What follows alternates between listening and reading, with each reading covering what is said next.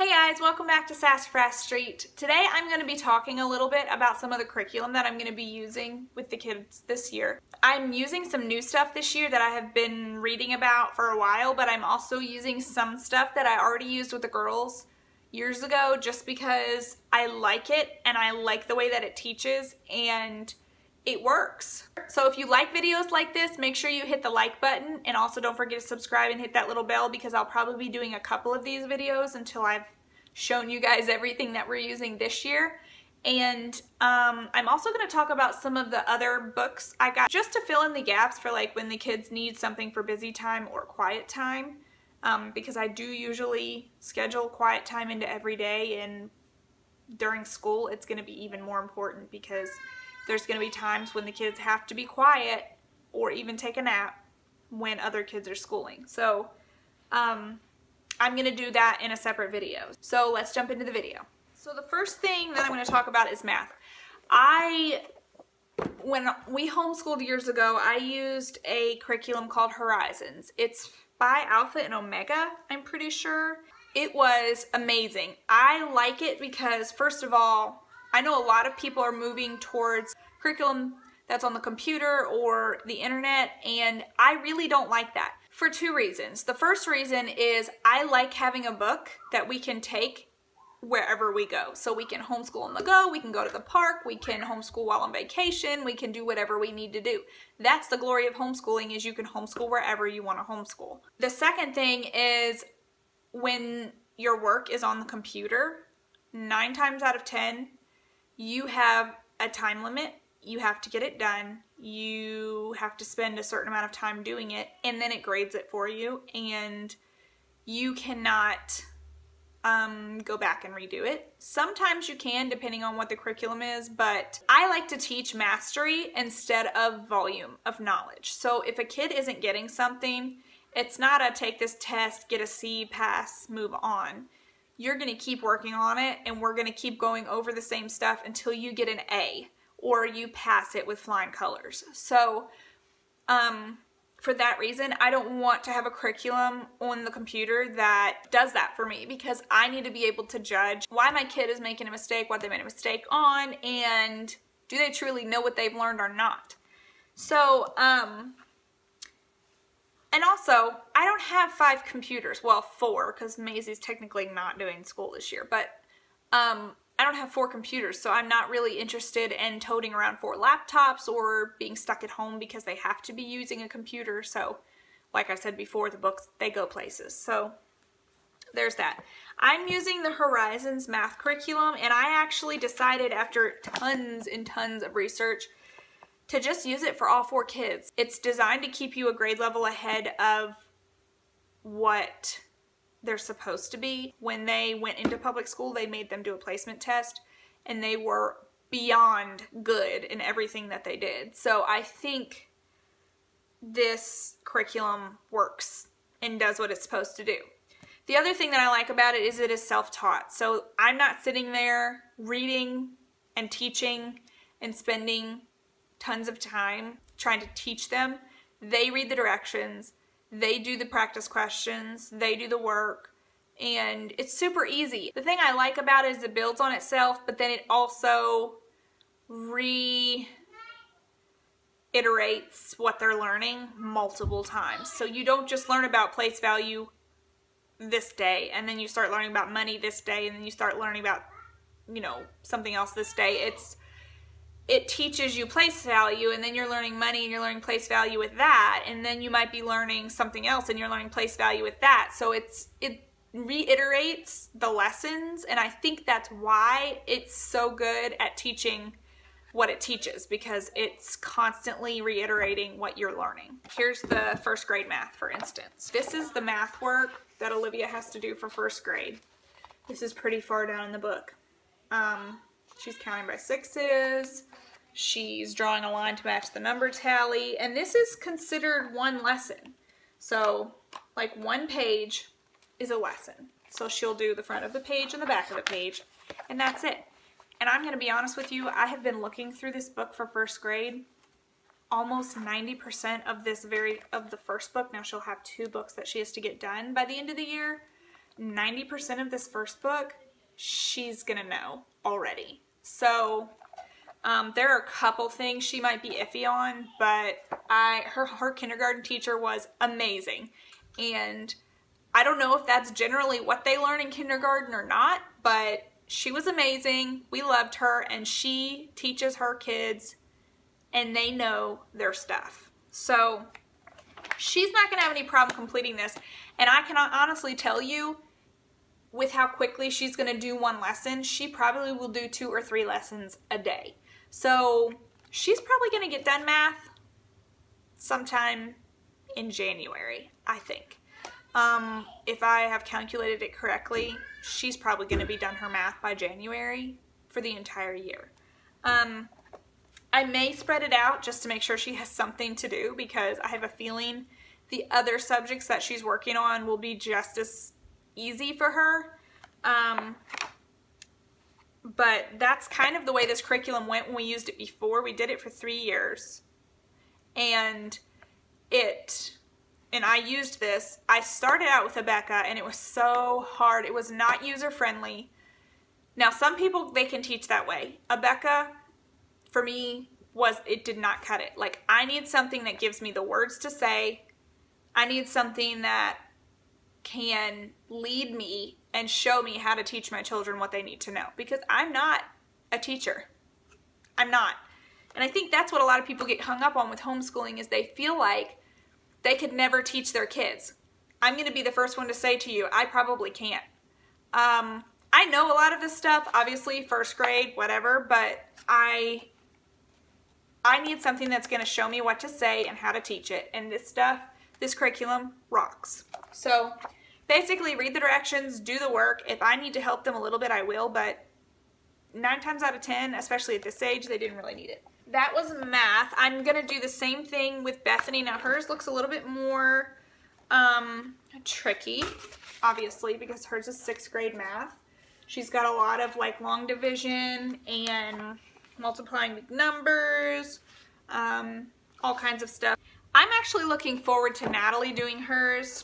Bethany's is 6th grade. I'm looking forward to Natalie doing hers because she's doing pre-algebra. Y'all, I hate algebra. I hate it with a passion. I had to take a math class in college, and by the God's good grace, I passed it. But I'm actually really heavily thinking about doing this with her because I feel like I need to know this stuff. Now, I did pre-algebra when I was in homeschool, and I passed it, like, amazingly well, but I don't know if I just didn't remember it. It's been so long since I've been in school. I think I just didn't retain the knowledge. And so I think I'm going to go through this with her because or at least some of the stuff, and just kind of refresh my memory because I need to know this stuff too. I mean, duh. So there's that. I'm doing math. Weston's looks pretty easy too. He's got a lot of really cool stuff in his.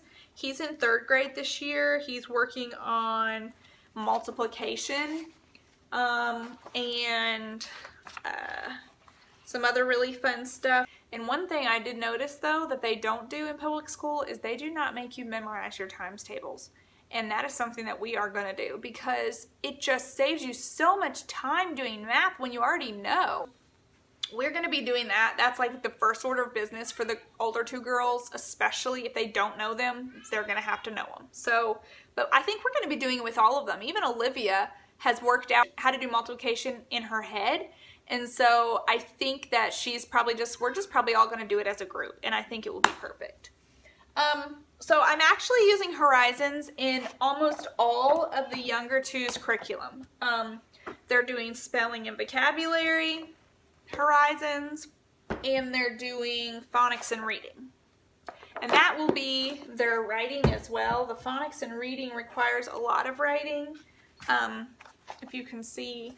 And then the spelling and vocabulary also requires like a ton of writing. So that's going to be considered their writing. The girls, I have chosen to do apples, daily spelling drills for secondary students, and that means middle school or high school.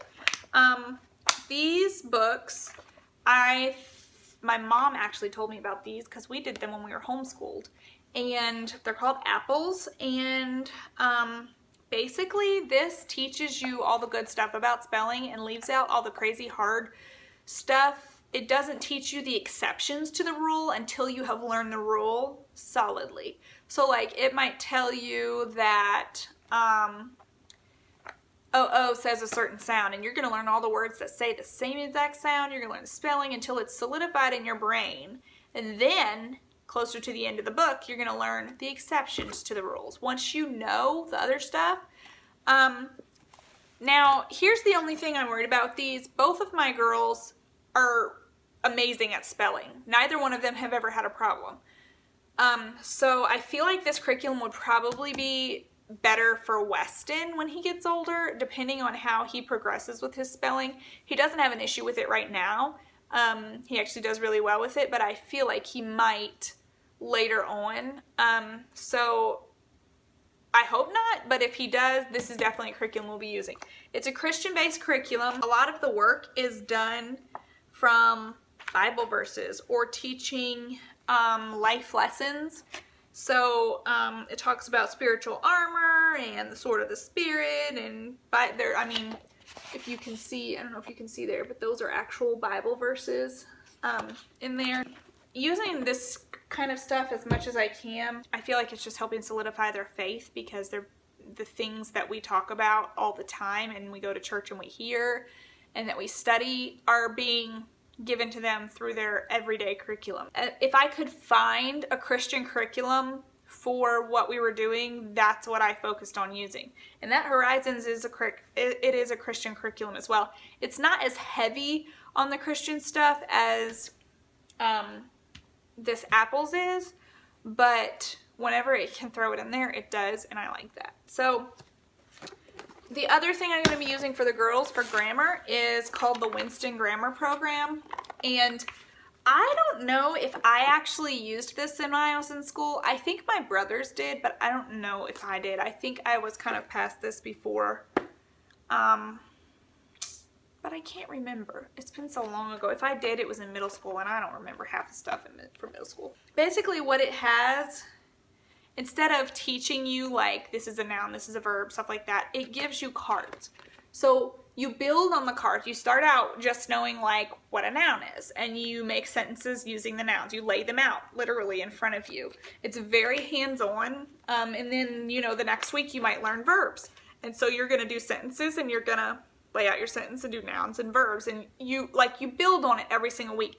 And having the cards in front of you, I mean, you write stuff out too, but having the cards in front of you definitely helps your hands-on learners learn about grammar a lot easier than if they were to just be told, oh, these words are nouns, so write down what a noun is. You know what I mean? So it's just like, it's physically a hands-on thing that gives them another angle of learning that is just perfect for them. Like, they'll have sentences in their books, and what they'll do is they'll lay out their cards to match their sentences and then mark their sentences. And it's literally like a triple type of learning experience. My mom actually told me about that too, and because I was struggling trying to find something online, I was spending forever doing YouTube reviews and all different kinds of stuff, and as soon as I saw this, I went to YouTube and looked up a review, and I said, that's exactly what I want. That's what we're going to be using. There's two things that we're going to be doing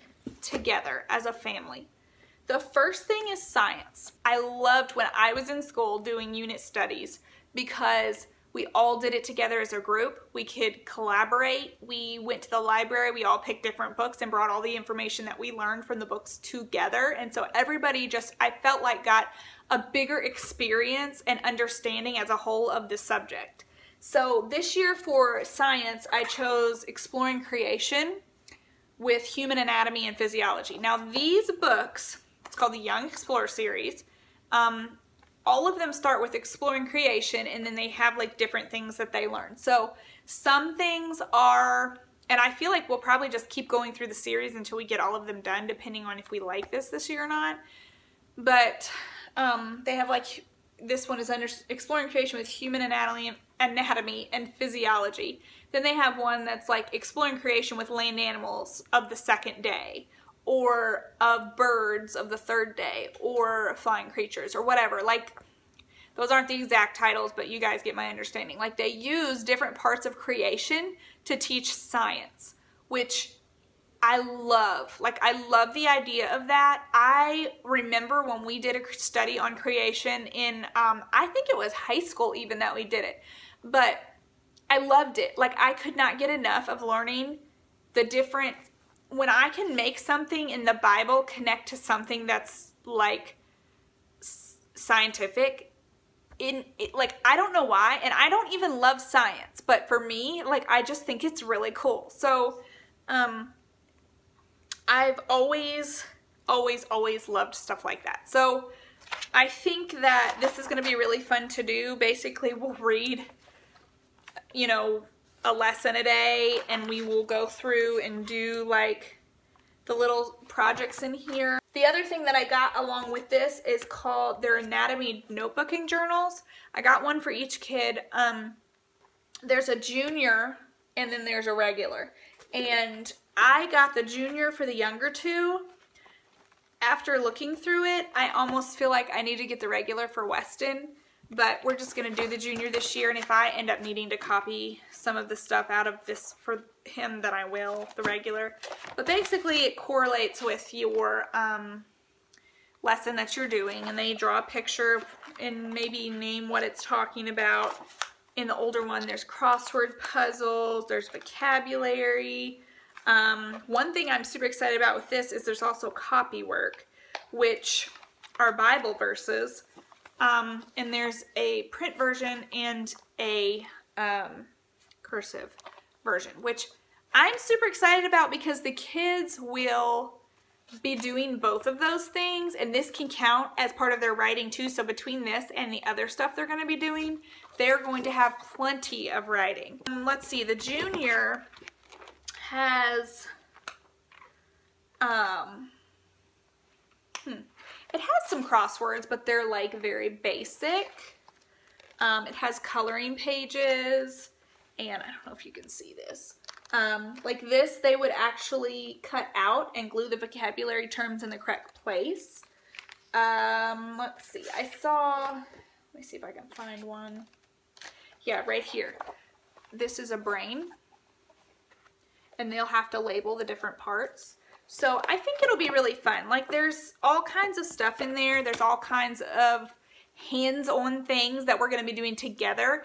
And I think just by the little ones being with the big ones, it's going to help the little ones learn and have a bigger understanding of what we're going to be talking about. That's my first curriculum haul. I actually have more that I'm going to be talking about. I have another video coming about some of the other stuff that we're going to be using for some of the other subjects. Writing, science, math, grammar, spelling, all that good stuff. So I do have some extra things that we're going to be talking about, especially that I'm going to be doing with the older girls, and I'm super excited about because it's not something they really learn in public school. So I'm glad that we're going to have an opportunity to do those things and find out what they are. Make sure you subscribe so that you can be notified when I post that video, because it'll be coming up here soon. Catch you later.